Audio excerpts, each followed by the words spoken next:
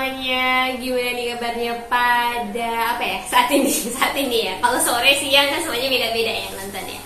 Oke, thank you banget yang udah subscribe, like juga, yang udah share dan udah nonton video-video kita tentang tip bisnis. Terima kasih banget. Nah, pada kesempatan kali ini aku mau membahas mengenai kesalahan fatal sebagai seorang pembisnis pemula. Apa aja sih gitu kan, teman-teman yang mungkin mau mulai bisnis atau lagi bisnis, baru anget-angetnya bisnis nih. Nah, ini tuh penting banget untuk teman-teman simak supaya apa? Supaya bisnis yang teman-teman apa ya namanya mulai gitu tidak gagal, ya kan? Ya kita harapnya nggak ada yang gagal pastinya ya.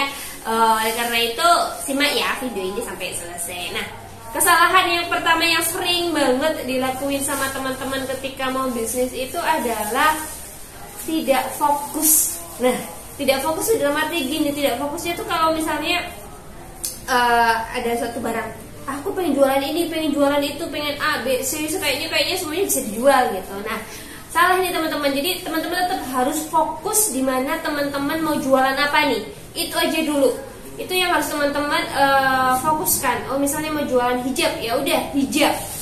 Oh, hijabnya apa aja? Kalau hijab kan banyak tuh, ada yang segi empat, ada yang instan dan sebagainya. Setelah itu teman-teman fokuskan mau yang mana dulu nih, yang teman-teman mau naikkan dulu, yang instan kah, yang yang segi empat kah. Oleh karena itu teman-teman penting sekali mengetahui target market teman-teman. Nah, ini target cara menentukan target market yang benar tuh seperti apa, nanti kita akan bahas di video lainnya ya.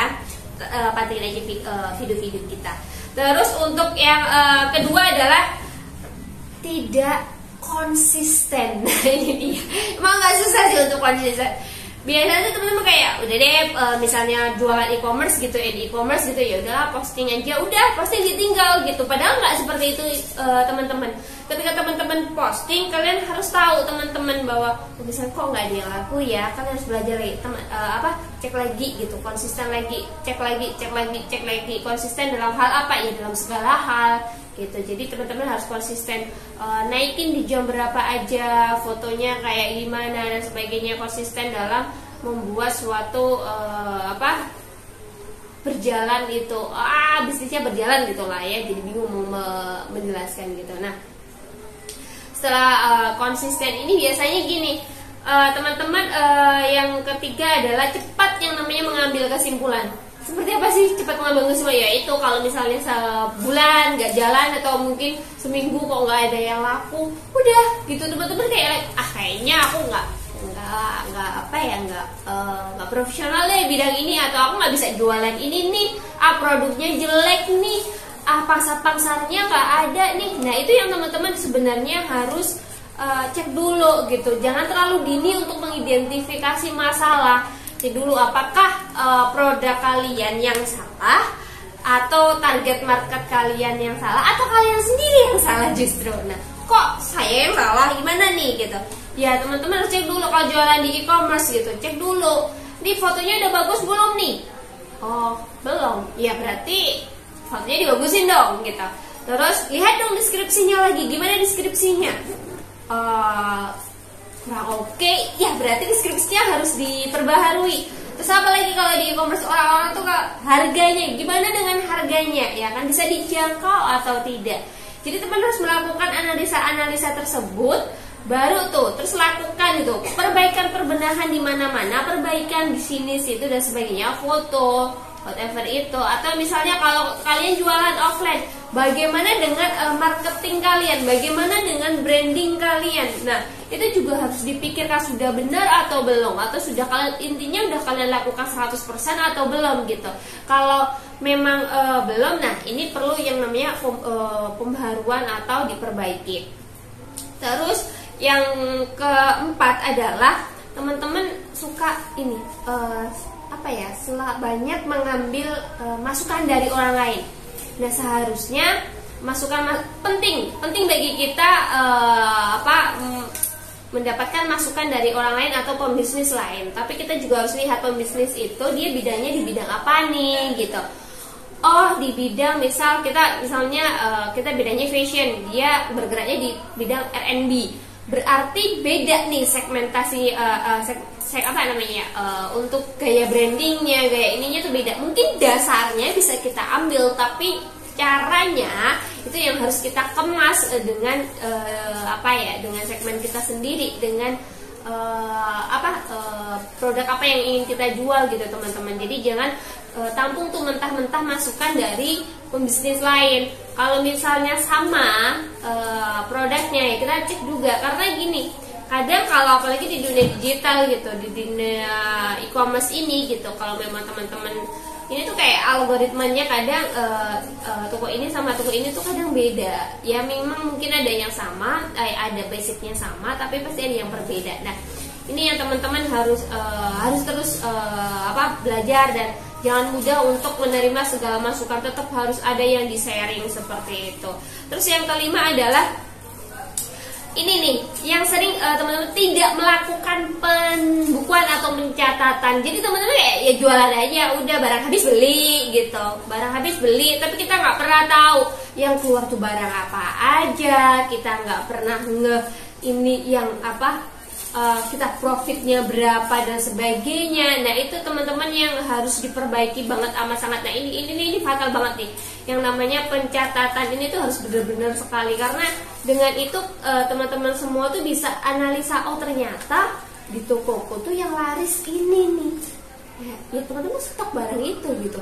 Oh ternyata yang nggak laku ini nih, ya teman-teman jangan stok lagi gitu. Atau kalau memang stok tapi stoknya masih banyak, ya karena itu kalau teman-teman punya pencatatan, teman-teman akan tahu, oh berarti ini nggak laku nih, berarti harus aku seperti apakah di promo, di flash sale atau apapun itu. Karena barang ini semakin lama ada di gudang bisa rusak, terus tertahan juga uang kita di sana. Nah kalau tanpa pencatatan, teman-teman nggak ngerti nih kadang nih barang, oh berapa ya barang ini ya, nominalnya berapa, value-nya berapa. Nah ini teman-teman kadang suka lupa gitu. Banyak sekali nih teman-teman pembisnis yang tidak melakukan pencatatan gitu. Bahkan misalnya hilang pun kita nggak akan tahu tuh teman-teman. Nah ini fatal, satu hilang, lama-lama lumayan, sedangkan profit yang kita dapat berapa gitu. Profit yang kita dapat berapa, hilangnya berapa, rejectnya berapa. Nah itu teman-teman harus kalkulasikan. Oleh karena pencatatan keluar masuknya uang, cash flow atau arus kas itu harus jelas gitu. Nah yang terakhir nih, yang keenam adalah teman-teman tuh malas yang namanya memisahkan keuangan pribadi dan keuangan kantor. Padahal ini amat sangat penting, jangan sampai uang kantor kepake sama teman-teman. Yang ada gini, modalnya habis dong gitu. Jadi kalau teman-teman kayak aduh kalau misalnya nggak ini nanti ya itu tadi, atau uangnya teman-teman kepake uang kantor, dipakai sama kantor gitu. Harusnya kalau uang pribadi dipakai sama uang kantor ya nambah modal gitu. Kalau misalnya teman-teman pakai uang kantor ya jatuhnya pinjem gitu. Jadi jangan benar-benar harus jadi benar-benar harus dipisahkan, mana keuangan kantor, mana keuangan pribadi. Rumit guys, ya pasti. Ya yang namanya awal tuh pasti agak susah memulainya. Tapi kalau teman-teman dari awal sudah benar, itu nanti ke belakangnya enak tuh, pencatatannya, terus pemisahan keuangannya dan sebagainya. Kalau teman-teman pengen grow bisnisnya, nah itu beberapa hal tersebut tuh harus dilakuin teman-teman. Jadi jangan malas, jangan sampai banyak sih teman-teman yang misalnya 3 tahun, 4 tahun, 2 tahun bahkan gitu, kalau dapat uang tuh langsung dihabisin buat diri mereka, buat beli mobil, buat beli apa gitu yang menurutku belum begitu penting. Nah kalau misalnya uang itu digulung lagi, karena kelihatan tuh uang pribadimu berapa, uang kantormu berapa, itu kan bisa digulung lagi. Nah lama-lama nih bisnis teman-teman tuh akan grow gitu. Dan nih tips yang tadi aku udah bilang terakhir ya, tapi ini ada tips lagi deh buat teman-teman. Yang paling penting adalah, tadi aku nitip beradi itu adalah teman-teman harus mau belajar. Itu belajar dari mana? Belajar dari manapun, tapi tetap harus ada yang disaring gitu, ibaratnya kalau orang Jawa harus ada yang disaring. Jadi ini pas gak ya di bisnis kita, ini bener apa enggak ya gitu. Jangan cepet puas, belajar dan belajar, karena dunia itu change setiap hari itu berbeda, setiap hari berbeda, algoritmanya berbeda, cara bisnisnya berbeda. Kalau teman-teman tidak mau belajar, ya bisnis teman-teman nggak bisa bertahan gitu. Kita cek aja, kalau dulu jualannya kita bisa di emperan, atau kita bisa jualan apa, tinggal buka apa ya, misalnya di stand gitu, di mall dan sebagainya. Cuman dengan sekarang perkembangan teknologi dan sebagainya memudahkan teman-teman untuk belanja, banyak e-commerce. Kalau teman-teman hanya bertahan di offline saja, tidak mau belajar untuk ke e-commerce, ya teman-teman lama-lama juga pasti akan berkurang gitu omsetnya, pendapatannya gitu. Jadi kita harus menyesuaikan zaman, kita harus mengikuti zaman, apa sih yang dimau, apa gitu. Kita harus pintar-pintar beradaptasi. Oleh karena itu kita harus terus belajar dan belajar.